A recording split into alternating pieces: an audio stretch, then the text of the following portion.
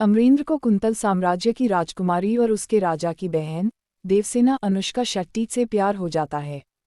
भल्लाल को पता चल जाता है कि अमरेंद्र को देवसेना से प्यार हो गया है। इसके बाद वह शिवगामी से कहता है कि वह देवसेना से शादी करना चाहता है।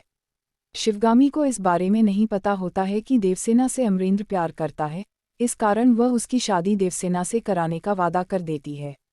जब शिवगामी शादी का प्रस्ताव कुंतल राज्य को भेजती है तो दूत उस प्रस्ताव को इस प्रकार लिखता है जैसे किसी घमंडी व्यक्ति ने लिखा है।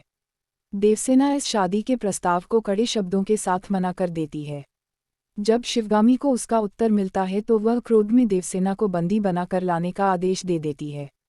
कुंतल साम्राज्य पर पिंजरियों का हमला हो जाता है। देवसेना के भाई कुमार वर्मा की सहायता से अमरेंद्र उस हमले को विफल कर देता है और कुंतल को बचा लेता है। अमरेंद्र उसे बता देता है कि वह कौन है और शिवगामी के क्रोध के भय को दूर करने और उसे अपनी दुल्हन बनने हेतु राजी करने की कोशिश करता है। जब वो महिष्मती पहुंचता है तब उसे गलतफहमी का पता चलता है। शिवगामी उसे सिंहासन या देवसेना में से किसी एक को चुनने बोलती है। वह देवसेना को चुनता है। इस कारण भल्लाल को वहां का राजा बना दिया जाता है और अमरेंद्र को सेनापति, पर फिर भी लोग उसे ही राजा मानते हैं।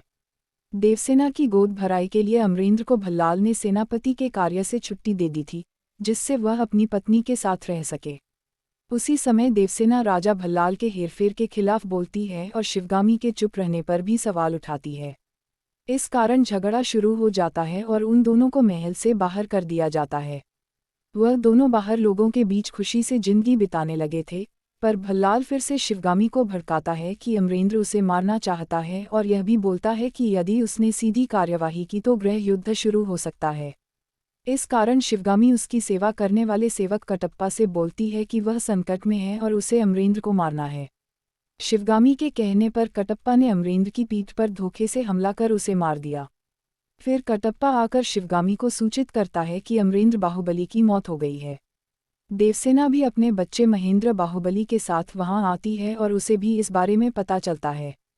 शिवगामी महल के बाहर घबराई हुई भीड़ को बताती है कि अमरेंद्र मर चुका है और अब उसका पुत्र महेंद्र बाहुबली प्रभास नया राजा होगा।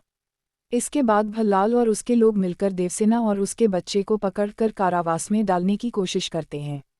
देवसेना अपने बच्चे को शिवगामी को सौंप देती है, जो कि भागने में सफल रहती है, लेकिन देवसेना अपने आप को नहीं बचा पाती।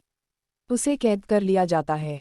25 वर्ष बाद भल्लालदेव और अमरेंद्र बाहुबली के पुत्र महेंद्र बाहुबली में भयंकर युद्ध होता है और इस युद्ध में भल्लालदेव की पराजय होती है। महेंद्र बाहुबली का राज्याभिषेक होता है और महिष्मती का नया राजा बन जाता है।